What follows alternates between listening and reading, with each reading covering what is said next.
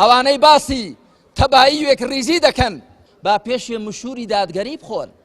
کۆمەڵی ئیسلامی کوردستان استراتیژی بەرەی خەڵک و سیاسەتی ئۆپۆزیسیۆنبوونی بەرامبەر کابینەی حکوومەتی هەرێمی کوردستان گرتووەتە بەرو. ڕەنگە تەنها هێزی سیاسیش بێ کە پۆست و پارەی دزراونەی خەڵەتاند و هەموو پیلانەکانی دەسەڵات بۆ کڕینی کادر و پەرلەمانتارەکانی سەری لە شکستەوە دەرچووە. ئێستا ئەم هێزە ئیسلامی خۆی بە بەشێک لە شەقامەزانێ و پێی وایە نوێنەرایەتی بەشێک لە ناڕەزایەتیەکانی شەقامەکە. ئێستا دەسەڵات ماکینەیەکی ئەعلامی زەبەلاحی کە بە پارێنەوتی تاڵانکراوی هەرێمی کوردستان بەڕێوە دەچێت بۆ بەلا ڕێدابردنی ناڕەزایەتیەکانی خەڵک و سەرقاڵکردنیان بەشتی لاوەکیەوە خستووەتە کار و پرسی ئیمان و نەمانی قەوارەی هەرێمی کوردستانیان بەستوەتەوە بە هەڵۆشانەوە و ڕۆشتنی دەسەڵاتێکی گەندەڵ و قەرزار کە لەسەر هەموو ئاستەکان شکستی خواردووە.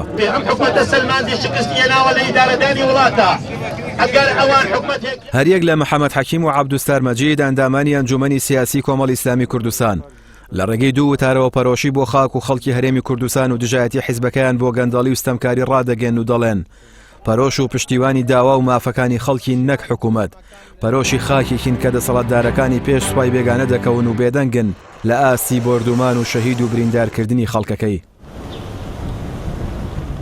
کۆمەڵی ئیسلامی کوردستان پەرۆشی خەڵک و خاکی هەرێمی کوردستانە نەک دەسەڵاتێکی شکست خواردوو کە تا بینەقاقای لە گەندەڵیدا چەقیوە و هیچ ئومێدێکی چاکبوون و چاکسازی تێیدا نەماوە و چاکسازی و چاکردن لە دید و پیلانی ئەم دەسەڵات و حکوومەتە سێقۆڵیەدا تەنها لە بڕینی گیرفانی خەڵک و ڕوتانەوەی کۆمەڵگەدا کوردبووتەوە. کۆمەڵ پشتیوانی لە داوا و خەڵکی ستەم لێکرا و چەوساوە و برسیکراوی هەرێمی کوردستان دەکا.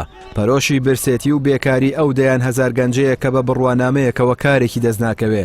پەرۆشی خاکێکە کە 29 ساڵە حیزبە دەسەڵاتدارەکانی بۆ شکاندنی ملی یەکتر و سڕینەوەی بەرامبەر سوپا و هێزی بێگانە نەماوە پێشینەکەون و نەیهێنە سەر خاکی کوردستان و بەکردار و لەسەر ئەرزی واقع ئەم هەرێمەیان دابەشی دوو زۆنی حیزبی کردووە و هەر یەک لەو ناوچانەشان خستووەتە خزمەتی ئەجێندای وڵاتێکی دراوسێ.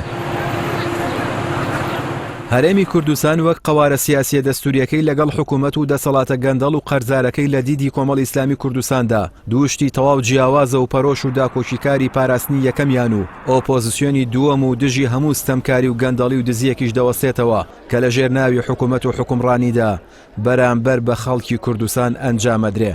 عەبدوستار مەجید ئەندامی ئەنجومەنی سیاسی کۆمەڵی ئیسلامی کوردستان کە هاوکات سەرۆکی فراکسیۆنیشە دەڵێت جورئەتێکی دەوێ ئینسانی بە ویژدان و هێزی سیاسی چاکەخواست پشتگیر و پەرۆشی دەسەڵاتێک بێ کە گەندەڵی دای ڕزاند بێت و سەرچاوی جیاوازی چینایەتی و هەژاری میلەتەکەی و بێکاری گەنجەکانی و برسێتی و قەرزاری خەڵکەکەی بێ.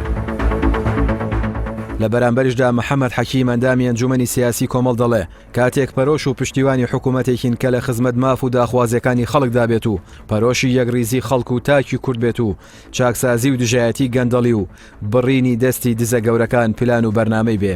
ئەمە حەقیقەتی ئەو دەسەڵات و حکوومەتەیە کە لە بری چارەسەری کێشە و قەیرانەکان و ئاوردانەوە لە ژیان و گوزەرانی خەڵک و بەرگرتن لەو کارەساتەی کە ڕۆژ بە ڕۆژ کۆمەڵگەی تیادا نقمە بێ خەریکی وروژاندنی بابەتی لاوەکی و چاندنی تۆوی ڕقوکینە و دووبەرەکی و بەکارهێنانی دادگا و دەسەڵاتی دادوەریە بۆ تۆڵەکردنەوە و پاکتاوی سیاسی و بێدەنگکردنی خەڵکی ناڕازی.